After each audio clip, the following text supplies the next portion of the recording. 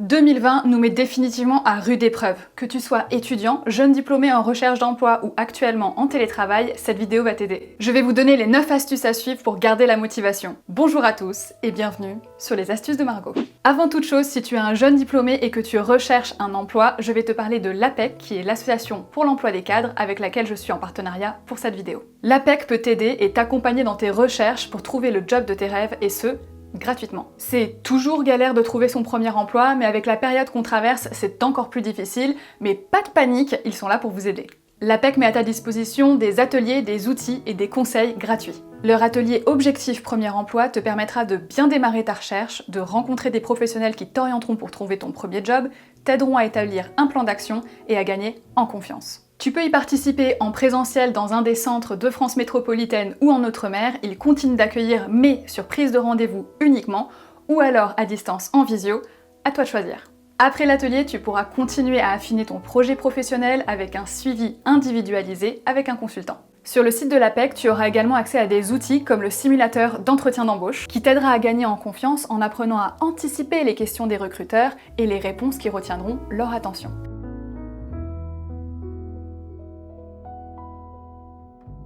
Cerise sur le gâteau, tu auras également accès à plus de 30 000 offres d'emploi répertoriées sur le site. Tu peux t'inscrire gratuitement à l'atelier Objectif Premier Emploi directement sur apec.fr ou via le lien en barre d'information. Les 3 règles de base pour rester motivé sont simples à comprendre et à retenir, mais elles restent néanmoins indispensables. Sans cette base, vous courez droit vers l'épuisement. Je vous partagerai ensuite 6 astuces supplémentaires pour réussir à rester motivé tout en conservant un équilibre de vie. Pour commencer, il te faut une to-do list dédiée, un lieu dédié et un temps dédié. Et voici pourquoi.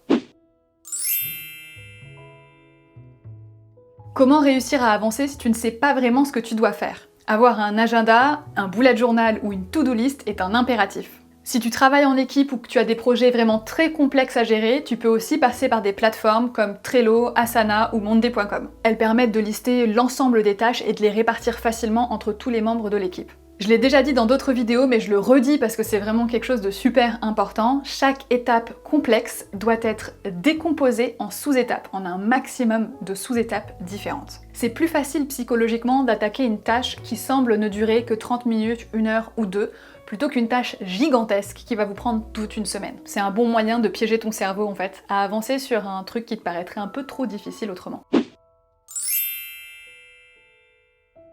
Maintenant que tu sais ce que tu dois faire, il est important que tu aies un lieu dédié pour traiter ces tâches. De cette façon, tu vas réussir à instaurer une limite géographique entre tes activités personnelles et tes activités professionnelles ou étudiantes. Ça te permettra 1. De te concentrer plus rapidement et 2. De décompresser plus facilement une fois que la tâche est faite. Dans l'absolu, cet espace-là, c'est ton bureau, ce n'est ni ton lit, ni ton canapé, malheureusement. C'est aussi un espace qui est propre et rangé pour éviter de te distraire, de préférence proche d'une source de lumière naturelle, surtout si tu y travailles de façon prolongée. Mais bon, ça on le sait bien, c'est pas toujours possible. Du coup, ce que tu peux faire, c'est essayer d'apporter un point lumineux artificiel en supplément. Et si jamais tu ne peux pas dédier un espace spécifique par manque de place, essaye au moins de détourner un lieu de sa fonction habituelle, par exemple en changeant d'axe.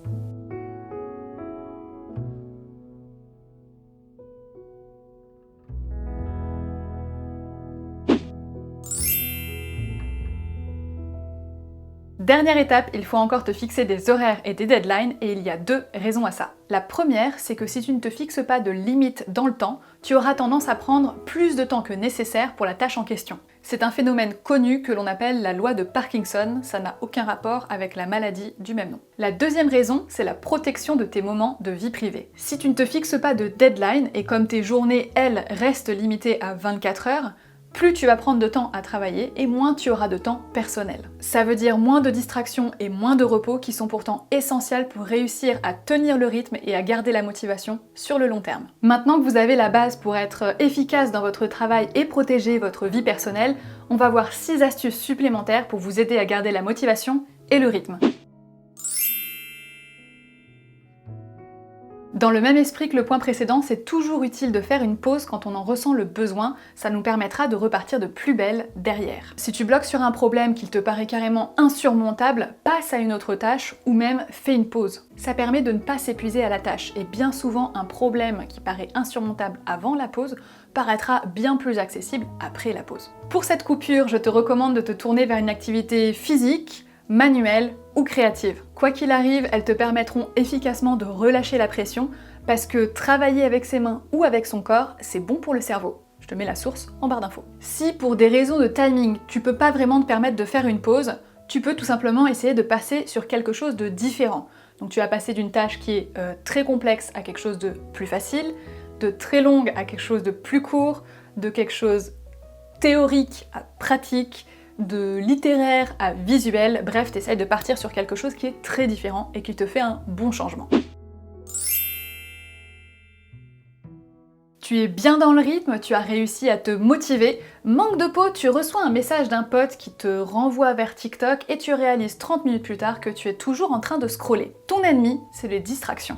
À l'ère des réseaux sociaux, la meilleure chose que tu puisses faire pour éviter les distractions et réussir à te concentrer, c'est de passer ton téléphone en mode avion. C'est rapide, c'est facile, tout le monde peut le faire. Si pour X raisons tu ne peux pas le faire, tu peux toujours filtrer les appels, supprimer les notifications et mettre ton téléphone dans un tiroir, histoire de ne l'utiliser que quand tu en as réellement besoin. Dans un autre genre, essayez d'instaurer des règles si jamais vous vivez en communauté. Isolez-vous pour vous préserver du bruit. Si jamais c'est pas possible, prévenez votre famille, par exemple, et dites-leur exactement de combien de temps de calme vous avez besoin.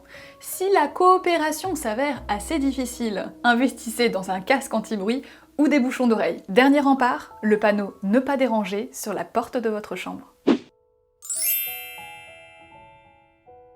Il y a de fortes chances, si vous êtes étudiant, jeune diplômé en recherche d'emploi ou actuellement en télétravail, pour que vous passiez une bonne partie de vos journées assis, le dos voûté, les jambes croisées, la nuque tordue. Croyez-en mon humble expérience, j'ai souvent eu la nuque bloquée, il faut absolument que vous traitez mieux votre corps. Vous n'en avez qu'un seul pour toute votre vie, prenez-en soin. Plus vous êtes sédentaire et plus vous avez de risques d'être sujet à des maux de dos, de nuque et à de la perte de muscle. Essayez de bouger un peu, levez-vous, faites des étirements, testez un cours de yoga, j'en connais un très bien de 20 minutes, spécial yoga tonifiant pour les débutants, même pas besoin de matériel, et oui c'est une de mes propres vidéos, elle sera en barre d'informations sous le petit i en haut à droite de l'écran. Ou sinon vous pouvez juste faire 1 minute de gainage, 1 minute sur les 1440 que vous avez chaque jour. Franchement, c'est pas trop difficile a priori à trouver. Si jamais c'est trop difficile de faire 1 minute de gainage d'affilée, faites 2 fois 30 secondes, il n'y a aucun problème. L'avantage de bouger régulièrement, c'est qu'au-delà de délasser des articulations, d'entretenir vos muscles et de lutter contre l'apparition de douleurs corporelles à moyen et long terme, c'est aussi que ça permet de produire des endorphines qui luttent contre le stress, l'anxiété et la dépression. Donc, si tu as un gros examen, un entretien d'embauche qui se profile à l'horizon, ou un gros dossier hyper important à boucler, c'est parfait pour toi, à tout point de vue. Ah j'oubliais, si jamais t'as un coup de stress subi, je t'invite à tenir une power pose pendant 2 minutes. Une power pose, c'est ça. C'est ça. Si tu la tiens 2 minutes, tu vas réussir à booster ta confiance en toi, tout en baissant ton taux de cortisol dans le sang. Le cortisol, c'est l'hormone du stress. À toi la victoire.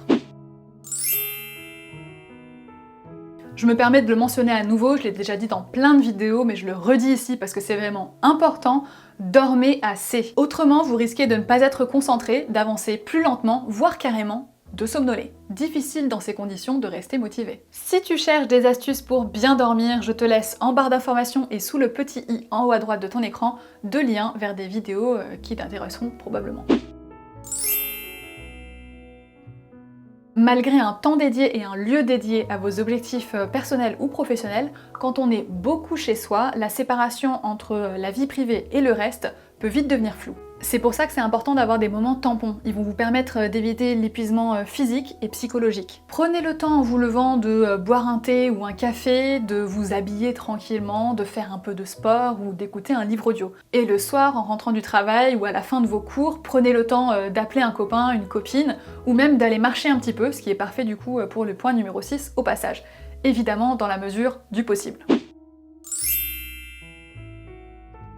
Pour rester motivé sur le moyen terme, il faut que vous vous sentiez obligé d'atteindre vos objectifs. Si vous avez du mal à le faire pour vous-même, essayez de partager vos objectifs à un copain, une amie ou même à vos collègues. De cette façon, vous pouvez vous fixer des objectifs communs, vous vous tiendrez mutuellement responsables et vous lutterez aussi contre le sentiment d'isolement et de solitude. J'espère que cette vidéo vous aura été utile et vous aura remotivé. Si toi qui me regardes, tu es un jeune diplômé en recherche d'emploi, n'hésite pas à aller regarder le site de l'APEC, apec.fr, je te laisse le lien en barre d'informations.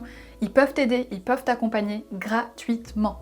Et si jamais tu connais quelqu'un qui est un jeune diplômé en recherche d'emploi, n'hésite pas à lui envoyer cette vidéo ou à lui parler directement de l'APEC, si ça se trouve, tu vas beaucoup l'aider. Je vous rappelle que toutes les informations et les sources sont dans la barre d'informations. Tu connais la suite, si tu as aimé la vidéo, pouce bleu, abonne-toi, active la cloche et moi je te dis à très bientôt avec une nouvelle vidéo, mais surtout, garde en tête de rester bienveillant envers toi-même. On en a besoin plus que jamais. Courage!